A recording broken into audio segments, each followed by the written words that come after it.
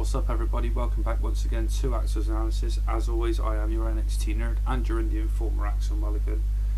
Talking this week about New Japan Pro Wrestling. I said a few weeks ago that I'd be covering the Wrestle Kingdom 9 show, January the 4th, 2015. Obviously that's not happened yet, but what I put out on Twitter and on Facebook over the last few days is that I'm going to be doing a preview show, I suppose, focused on the main event, which is the rebirth of probably the greatest wrestling feud of the last 25 years between Hiroshi Tanahashi, the current IWGP Heavyweight Champion, and the challenger Kazuchika Okada.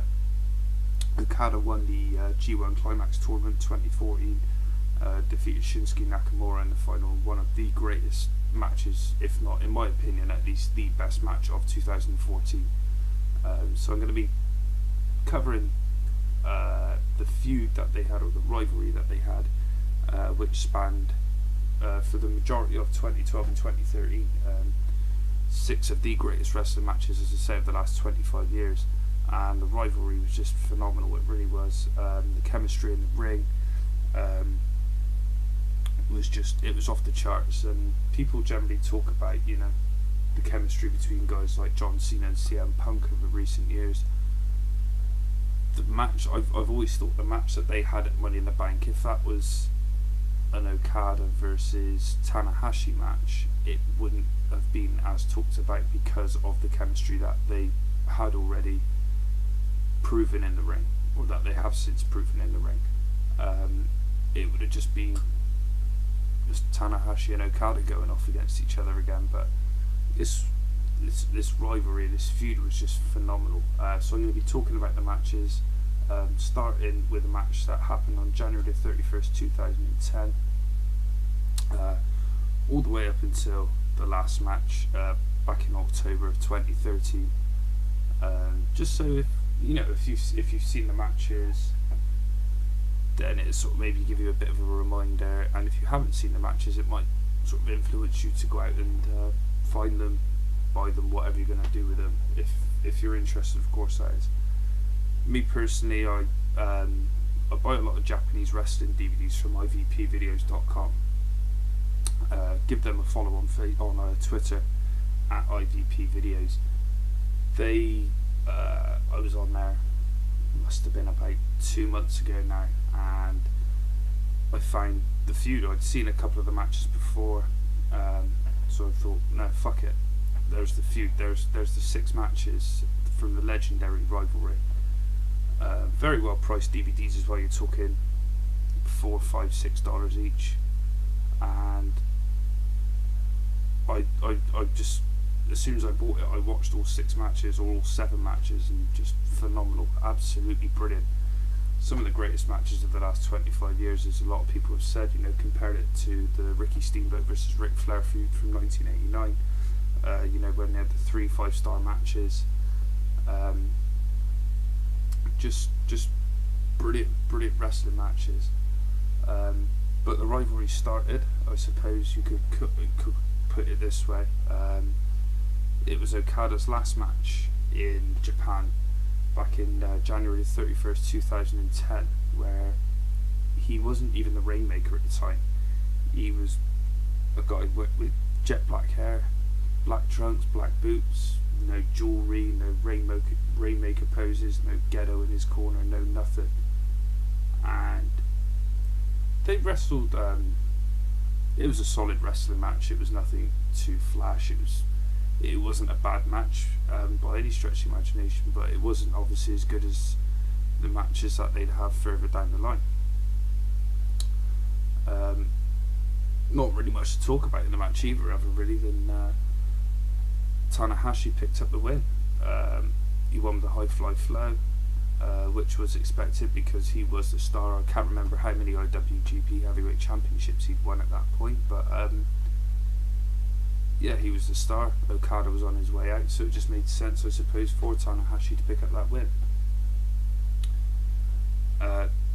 Okada left, as I say, went to TNA, became Samoa Joe's sidekick for nearly 2 years, I suppose, and it helped him, I suppose, because it was like a learning experience for him, a learning curve to work a style different from the Japanese style, working in America, working for TNA, the number 2 company in the world at that point, probably still are in all fairness.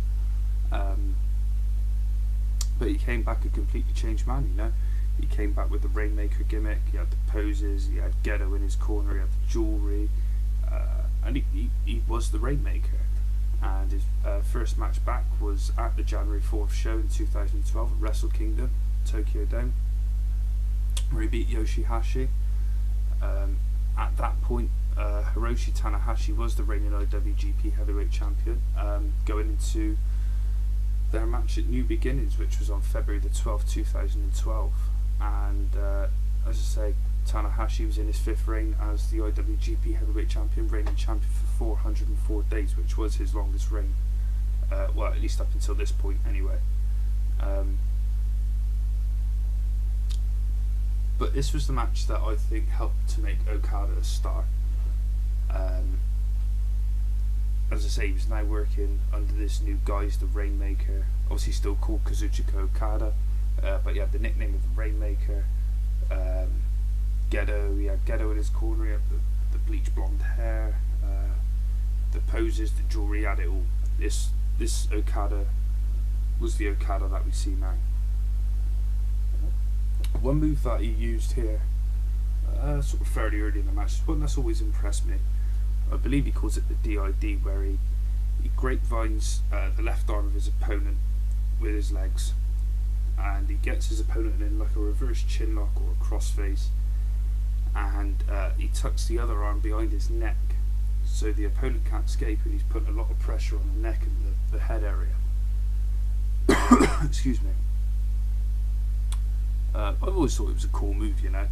Obviously these days he does use the red ink, and he's got the Rainmaker, the Lariat, which are obviously his finishing moves. But I've always thought that this could be used as a finishing move. Maybe if Okada wasn't used as a finishing move, maybe somebody within another company could. I don't think it would work if somebody in New Japan did, but if somebody in another company did, I think it would be a very good finishing move as a submission move. But no, it's just something, as I say, I've always found it like an interesting move to look at or to watch. Another thing that I thought was pretty cool was it was the first time as well that I'd seen Tanahashi doing the high fly flow to a standing opponent on the outside of the ring, which as I said, it was a pretty cool thing. Obviously it became more of a permanent fixture in the matches between the two after this one, but no, I like the high fly flow. I mean, it is a glorified frog splash, I suppose, but I'd never seen anybody, you know, Art Bar, Eddie Guerrero, Chavo Guerrero, RVD, Rey Mysterio, whoever I've seen doing the frog splash. Never seen them do it like that. Christian, never seen them do it to a standing opponent, which I suppose in a way it could be like a glorified crossbody as well. But it works for Tanahashi, which is pretty cool.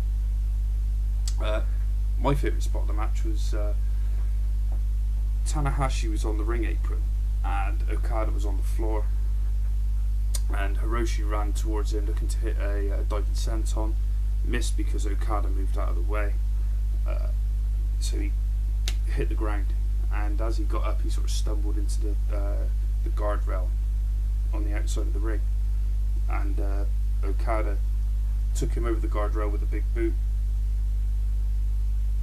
And so Tanahashi's out in the crowd, and Okada's next to this gate, so he opens this gate up to get into the crowd, get to Tanahashi, and he picks him up and he tombstones him on the concrete floor. And as much as I've seen hundreds of tombstones from guys, you know, like Kane and The Undertaker over the years, just again something cool in the match, you know, just the sequence there I thought was really good. I loved it. The match ended, we had a brief flurry of offense from Okada. You know, Tanahashi countered multiple attempts at the Rainmaker, but eventually Okada did manage to hit the Rainmaker, and he picked up the win to become the new IWGP Heavyweight Champion. And Tanahashi's 404-day reign as champion had come to an abrupt end. But that it was a difficult time really, because Tanahashi was on top of his game, and he probably was the number one guy in New Japan at the time, whereas Okada was just coming back, and the fans didn't really take to him. And that's the thing in Japan, you've got to get crowd reactions, whereas in the WWE, you know, crowd reactions are important, whether they're positive or negative. It's not always the be-all and end-all in the WWE, but I always find in New Japan that you've got to be able to connect with the crowd, and for whatever reason, upon his return, Okada just didn't have that connection with the crowd, which is why this feud helped him out immensely, really, because, you know, going forward, he had 2 successful title defences of the IWGP Heavyweight Championship, the first against Tetsuya Naito at the 40th anniversary show, and then against Hiroki Goto, who was the Intercontinental Champion at the time.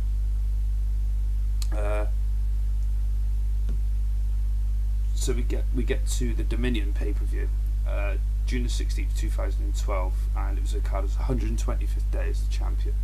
As I say, he had 2 successful previous defences, and this match, it was much more hard-hitting between Tanahashi and between Okada, much more hard-hitting than the previous encounter, but quality-wise it was just as good. And Tanahashi did a great job working over the knee of Okada,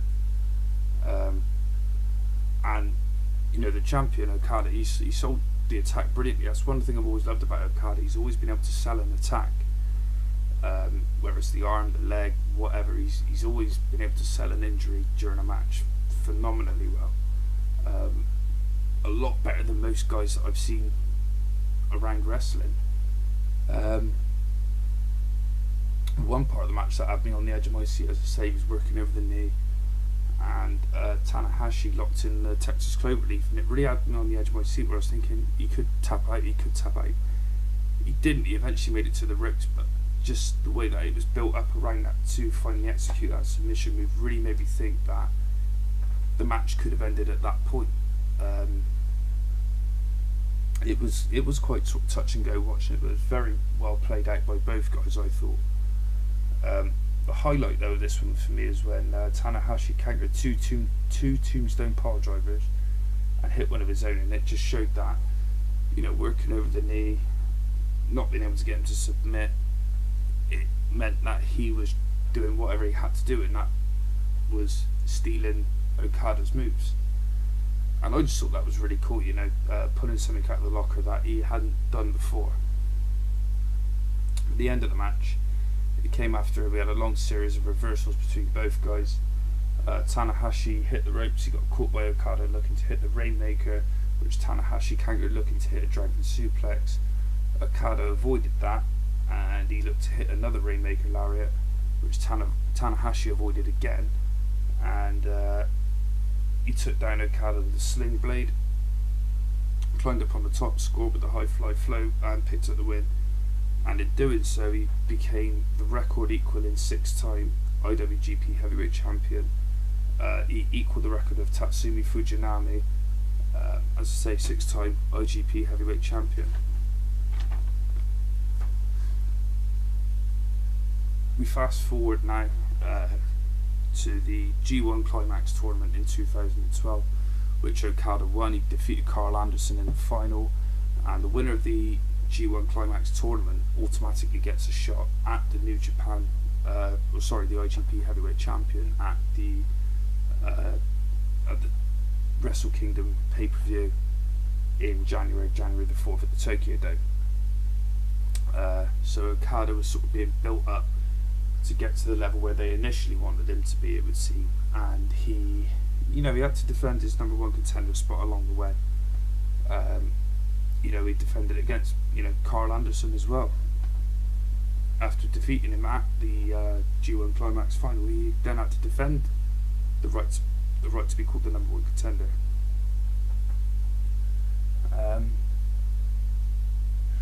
But it was cool because this Wrestle Kingdom 7 back in 2013, so last year, had an attendance of 29,000 New Japan fans, and that was the highest number for the event for 10 years. And it was well, it's just simply because of the main event. The main event draw between Okada and Tanahashi. But the thing I loved about this series of matches is that there was no match that was worse than the last. Everything was either as good, on an even par, or better. There was nothing that was worse. You wouldn't see a 4-star match and then see a 2-star match, for example. Everything was as good as the last, if not better. And it's amazing that they can change things up so differently. Wrestling 6 times in the space of, I think it's about 20 months, and they can change things up so differently just to, keep it fresh for the fans, I suppose, and keep it fresh for themselves. Just phenomenal work from both guys, really. The main talking point about this match was Okada. He managed to kick out of the high fly flow, which he hadn't managed to do in the previous matches that they'd had together. It was always Tanahashi's surefire way of picking up the win, but on this occasion, for the first time, Okada kicked out. So Tanahashi was having to think of new ways to pick up the win. Unfortunately for Okada, he wasn't able to kick out of another attempt of the high fly flow a few moments later. Tanahashi scored with a tombstone. He went up top, he hit, as Okada made it back to his feet, he hit it with the high fly flow, which Okada caught as he was standing. Tanahashi went back up top, hit another high fly flow, 1, 2, 3, and he retained the IWGP Heavyweight Championship. Still, I suppose, building Okada for that, because it was a close match, this one was. So I suppose they were still building him to get to that similar, if not same level as Tanahashi. If not in the ring, then definitely with the fans, because you think like Sting versus Ric Flair at the first Clash of the Champions. Sting went in, this young kid, hadn't been in the business for 5 minutes, or hadn't been in the WCW ring for 5 minutes, and that 45-minute Broadway that they had just sold Sting to the fans just like that. And this is kind of what they were doing with Okada, I suppose, but more of a slow burn, where they were trying to get him to that level to prove that he can hang with Tanahashi and prove to the fans that this guy is on a par with it. So we fast forward 3 months' time, Invasion Attack, 2013, April the 7th, and it was day 295 of Tanahashi's 6th reign as the IWGP Heavyweight Champion, and he'd had 7 successful defences. And what I liked about this match was that the crowd was absolutely on fire. You don't normally get that with Japanese crowds. They're normally very observant, sit patiently, sit quietly and watch, and they'll show their approval for something that they like, and they'll show their disapproval for something that they don't like. Which it was good to see that they were getting into the match right from the very start of this one. Okada won the New Japan Cup in March of 2013, which made him the #1 contender for the IWGP Heavyweight Championship, and that was again, I suppose, the next building block for Okada to get onto that same level as Tanahashi, to prove that he belonged in the ring with him. He defeated in the New Japan Cup defeated Lance Archer, Carl Anderson, Toru Yano and Hiroki Goto to win the cup. But all of the previous encounters, Okada had gone in as the heel, whereas here both men, not just in the matches against each other, but I suppose with matches with other opponents as well, they developed such a great rapport with the fans by this point that the allegiances that they had were seemingly irrelevant. And in fact, there were some instances where Tanahashi was booed for his tactics, not necessarily portraying a heel as such, but doing things that weren't very babyface. I say I compare it to the Ricky Steamboat and Ric Flair feud. Steamboat throughout his career did a lot of things that could have been booed, but he never was to the extent that Tanahashi was in this match, which I suppose it shows the level of respect that was developed for Okada as well, in the eyes of the fans. And in this match, Okada, he proved to me what a great wrestler he is. He locked in one of the most brilliant submission moves I've ever seen. I suppose it was almost like a reverse cattle mutilation. He just twisted Tanahashi into such an awkward position. I can't really describe it. I have put pictures of it on the Axel's Analysis Facebook account and on the Axel's Analysis Twitter account, so check them out. I posted them on December the 18th. So if you want to take a look and just see if you've got an opinion on them, or what they are, if you know what the move's called, just take a look at those pictures and let me know. There was Man United fans will know or English football fans will know what I'm on about when I say there was a bit of squeaky bum time for Tanahashi. Okada kicked him over the guardrail and brought him back into the ringside area with he picked him up and hit a hanging DDT, like a Randy Orton style DDT, off of the guardrail onto the floor. But Tanahashi got back into the ring at the count of 19, probably 19 and 9/10, I suppose. And what I thought was really cool about it was that Tanahashi, he judged it perfectly, because in New Japan, whereas in companies like WWE, Ring of Honor, TNA, the count is 1, 2, 3. In New Japan, it's 1, 2, 3. Let's say Tanahashi, he judged getting back into the ring just perfectly, which meant that it's not only that he's got a good psychology of working with an opponent, he knows the referee's count as well, which is really good.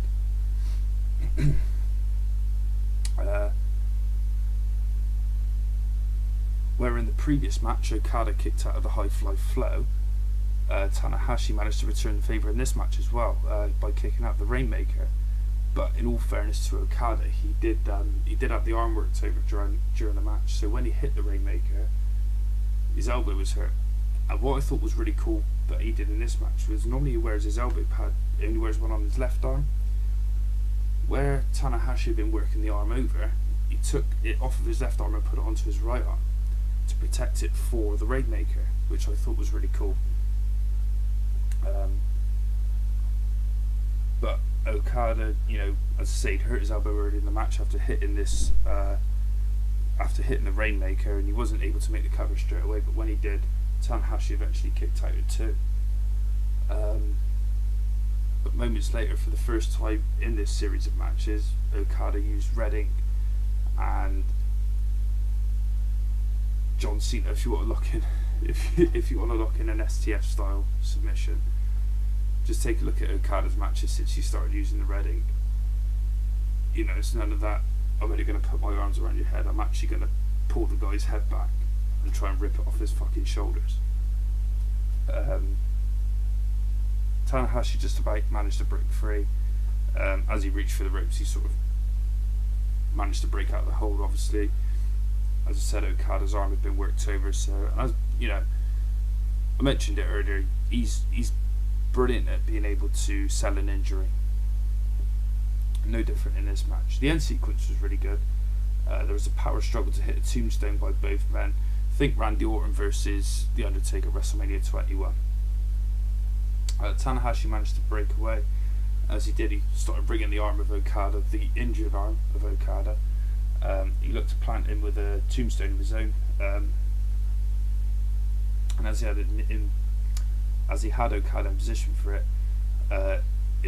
Okada managed to counter it and hit one of his own.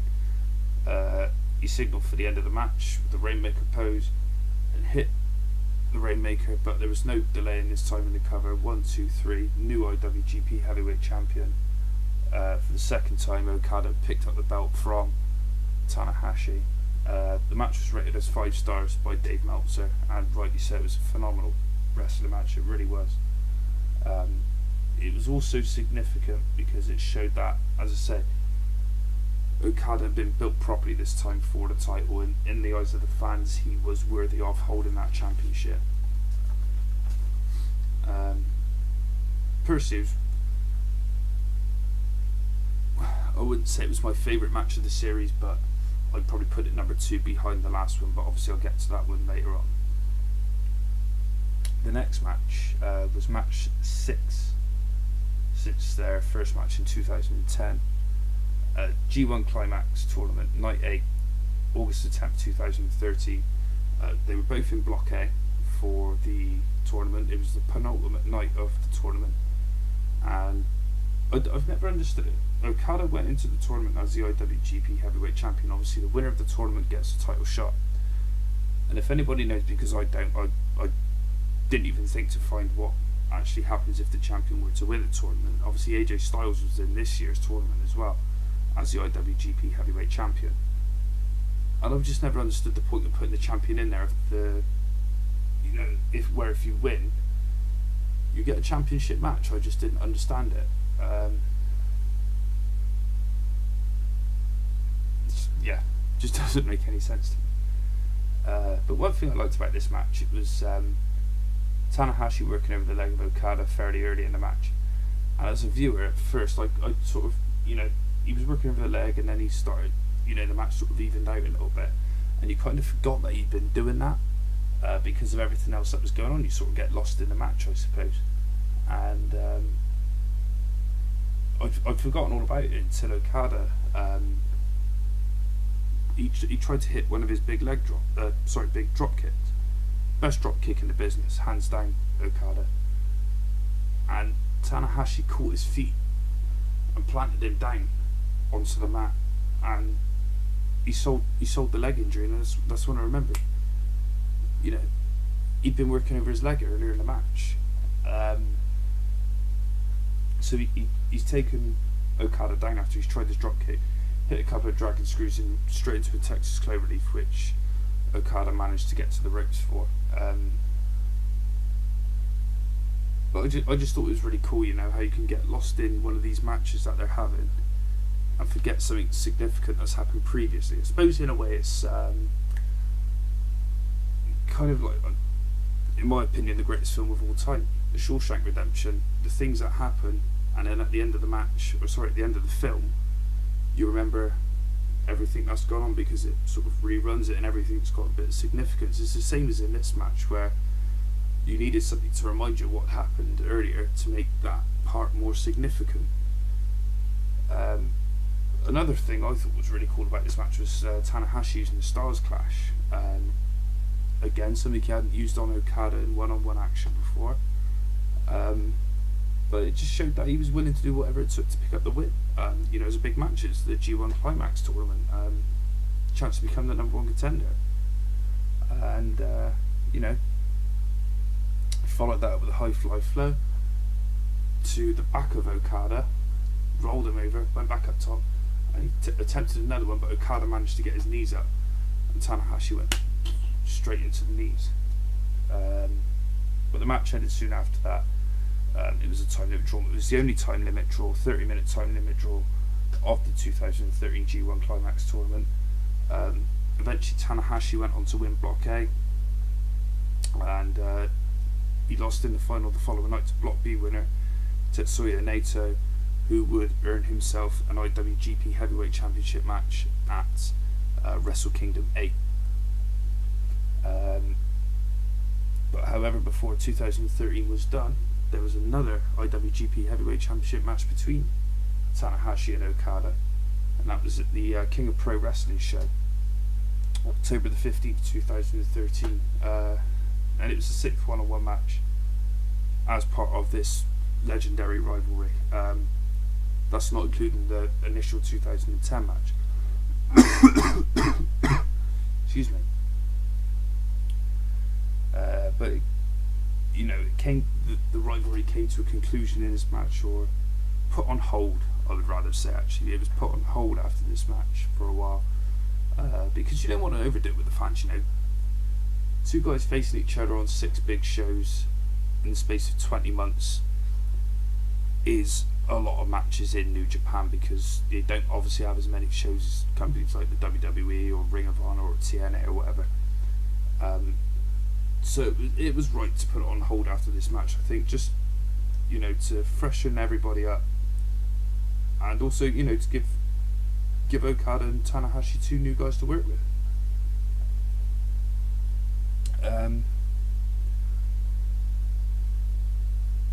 But yeah, it was Okada's fifth defense of the title. We'd had previous defenses. He defeated guys like Minoru Suzuki, Satoshi Kojima, and Prince Devitt, better known to you and I these days as Finn Balor in WWE. The early talking point in this match was Tanahashi blowing out his knee, in inverted commas. He tried to hit a double axe handle from the top rope, missed, and sort of jarred his knee, I suppose, or seemingly jarred his knee. So when Okada tried to attack the referee, Red Shizuno, who I envy the shit out of this bloke because he refereed all 6 of the legendary matches. Lucky bastard. Yeah, the referee stopped Okada on a couple of occasions from attacking, but eventually Okada ignored the ref, and he pulled Tanahashi to his feet. As he turned to hit the ropes, Tanahashi just fell down like a sack of shit. You actually think, oh shit, is he actually injured? Because I was just thinking it was staged, and I thought, is he actually injured? But Okada sort of noticed that he'd fallen over, went over to attack, and Tanahashi caught him with a roll-up, which didn't quite catch Okada off guard, but he kicked out it too. And as both men sort of got up from that situation, Tanahashi ran at him, hit a running drop kick to the knee, and danced around the ring like to show why he's not injured. And he actually got a few boos and jeers from the crowd. I suppose again because of the respect that had been built up for Okada over the last couple of years. But Tanahashi, he viciously but brutally worked over the right arm of Okada, obviously looking to injure it enough so that the champion couldn't lock in the red ink or he couldn't hit the Rainmaker.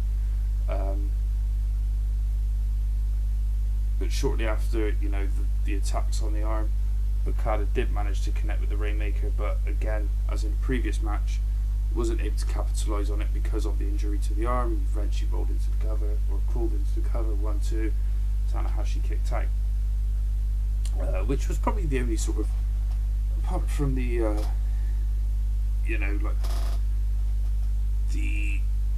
the high fly flows to the outside of the ring, and Okada countering several high fly flows, it was the only thing that was sort of repetitive or repeated rather in one of these matches, but I could live with it. This was a 5-star match, so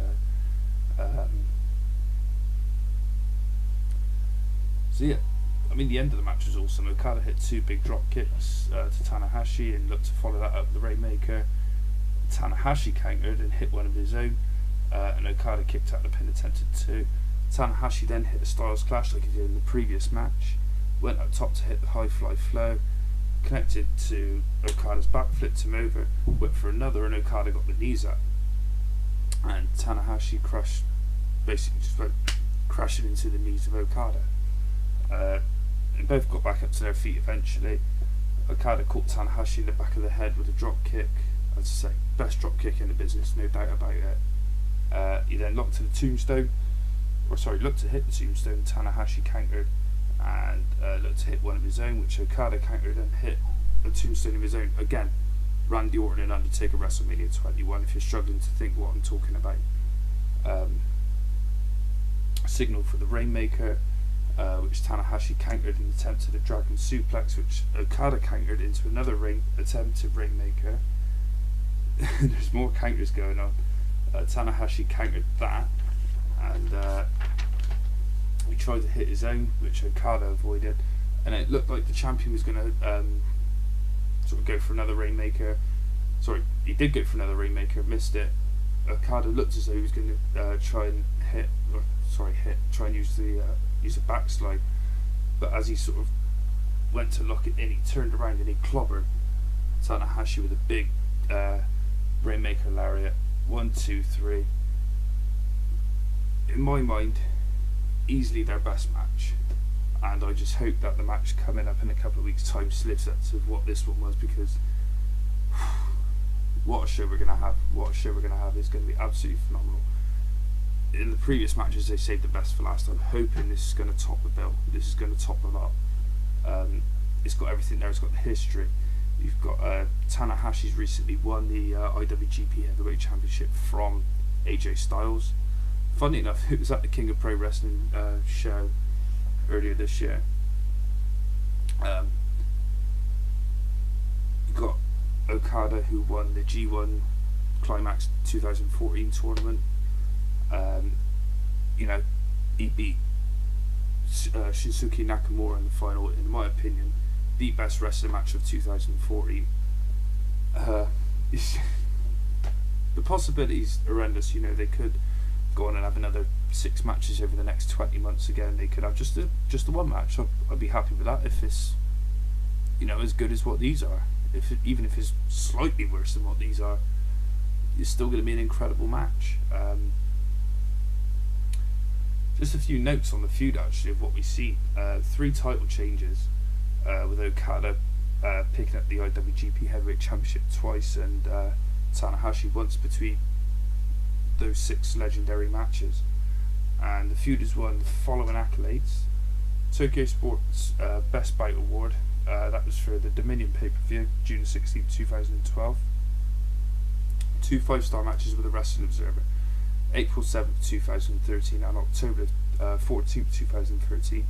Wrestling Observer Feud of the Year, 2012 to 2013, and the Wrestling Observer Match of the Year, April 7th, 2013. Nothing more to say on the feud really. Just I'm hoping for a match just somewhere as good as these, because these were phenomenal matches. Big thank you to ivpvideos.com for putting that DVD out. One of the best purchases, and money wise as well. It's cheap. It is really cheap. I'd have paid double, triple, quadruple what I paid for it. It was that good. It was well worth it. As I say, give them a follow on Twitter at IVP Videos. Definitely worth checking out. If you're into Japanese wrestling, you've got a lot of wrestling stuff. Mexican wrestling stuff as well. It's not just the Okada and Tanahashi feud. I've got Shinsuke Nakamura DVDs, Kurt Angle DVDs, Pat O'Connor DVDs, even Eddie Guerrero, Chris Jericho, Rey Mysterio, Pac, Terry Funk, Mick Foley, Sting, Kurt Hennig, Owen Hart. I've probably got 30 DVDs from these guys. They're just, as I say, the prices are well worth it. Just make sure you check them out. ivpvideos.com, at ivpvideos on Twitter. Predictions for Wrestle Kingdom 9. I think I've got all the matches here. I don't think anything else has been added since I wrote this list out last night. I don't think anything's been added since. One of the matches changed slightly, so I've had to amend that. But first match on the list: Red Dragon versus the Forever Hooligans versus the Young Bucks versus the Time Splitters. 4-way match for the IWGP Junior Heavyweight Tag Team Championship. I'm going with Red Dragon. Not just because I'm a Red Dragon guy, but simply because they've got all the momentum at the moment. They've only recently won the IWGP Junior Heavyweight Tag Team Championships, and it just wouldn't make sense. I know you do see teams losing their titles in their first defence, but I don't see Red Dragon doing that. I see them maybe having one defence, and then maybe losing it later on. But if they don't win, I'd like to see maybe the Young Bucks win, but who knows. The second match, the Bullet Club members, Bad Luck Fale, Jeff Jarrett and Yujiro Takahashi versus Hiroshi Tenzan, Satoshi Kojima and Takomi Honma. Go with the Bullet Club. Well, anything apart from that first match, anything that's Bullet Club on this show, I'm going Bullet Club, basically. They got all the momentum right now. Can't see them losing a match apart from that first one, to be honest with you. The next match, we got Toru Yano versus Mikey Nichols versus Naomichi Marufuji and Shane Hast versus Suzuki Gun, which is Davey Boy Smith Jr., Lance Archer, Shelton Benjamin, and Takashi Iizuka. I'll go with Suzuki Gun just because they've got the star names in their team. You know, Davey Boy Smith, Lance Archer, Shelton Benjamin all worked for the WWE. Just on that basis, I'm going with Suzuki Gun. It just makes sense to me. But you never know. They might not win. Minoru Suzuki versus Kazuchika Sakuraba. I've gone Suzuki. Flip of a coin. I don't know enough about either guy, so I just flip of a coin basically. I'm going with Suzuki.